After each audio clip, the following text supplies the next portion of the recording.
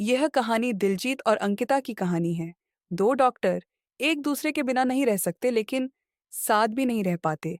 उनकी जिंदगी में कुछ ऐसा हुआ जो उनके रिश्ते को हमेशा के लिए बदल देता है। दिलजीत और अंकिता की मुलाकात लाइफ केयर हॉस्पिटल में हुई थी।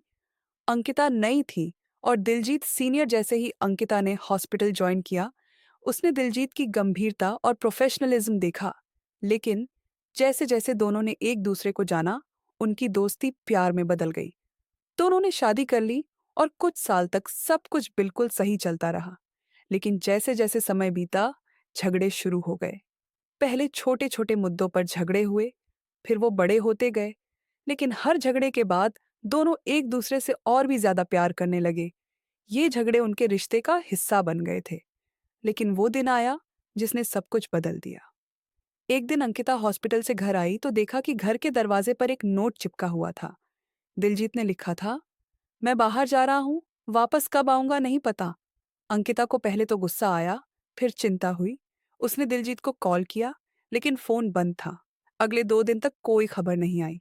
अंकिता ने अपने सभी दोस्तों और हॉस्पिटल स्टाफ से पूछताछ की, लेकिन किसी को कुछ पता नहीं था। अब उसे डर लगने लगा था। उसे समझ नहीं आ रहा था कि दिलजीत बिना कुछ बताए कहाँ चला गया। तीसरे दिन अचानक अंकिता को दिलजीत के एक पुराने दोस्त का फोन आया।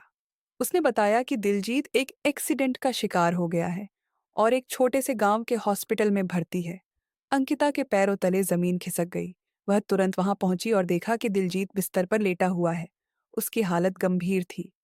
उसके शरीर पर कई चोटें थीं और सबसे बड़ी समस्या ये थी कि उसके सिर में चोट के कारण वह अपना पिछला समय भूल चुका था। अब कहानी एक नए मोड़ पर थी। दिलजीत को अंकिता याद नहीं थी। वह उसे पहचान भी नहीं पा रहा था। अंकिता ने दिलजीत का पूरा ख्याल रखना शुरू किया। डॉक्टरों ने कहा कि उसे धीरे धीरे सब याद आ सकता है, लेकिन इसमें समय लगेगा। अंकिता ने हार नहीं मानी। उसने हर दिन दिलजीत को उनके पुराने पलों के बारे में बताना शुरू किया। शादी की तस्वीरें दिखाईं, उनकी पहली मुलाकात की बातें की और उन झगड़ों की भी याद दिलाई जो कभी उनकी जिंदगी का हिस्सा थे। दिलजीत चुपचाप सुनता रहा, लेकिन उसकी आंखों में कोई पहचान नहीं थी। अंकिता अब टूटने लगी थी, लेकिन उसने खुद को संभाला। उसने सोचा कि अगर दिलजीत को सब याद नहीं आता, तो भी वह उसके साथ खड़ी रहेगी। एक दिन दिलजीत ने अचानक अंकिता से कहा, तुम्हें देखकर कुछ अजीब सा महसूस होता है, जैसे मैं तुम्हें जानता हूं, लेकिन याद नहीं कर पा रहा। अंकिता की आंखों में आंसू आ गए। उसने उसे कहा, शायद ये हमारा नया मौका है, फिर से एक नई शुरुआत करने का। अगले कुछ महीनों तक अंकिता ने दिलजीत के साथ हर वो पल फिर से जिया जो कभी उनके बीच था। धीरे धीरे दिलजीत को कुछ कुछ याद आने लगा। उसकी यादें लौटने लगीं, लेकिन इस बार वो पहले जैसे झगड़े करने वाला दिलजीत नहीं था।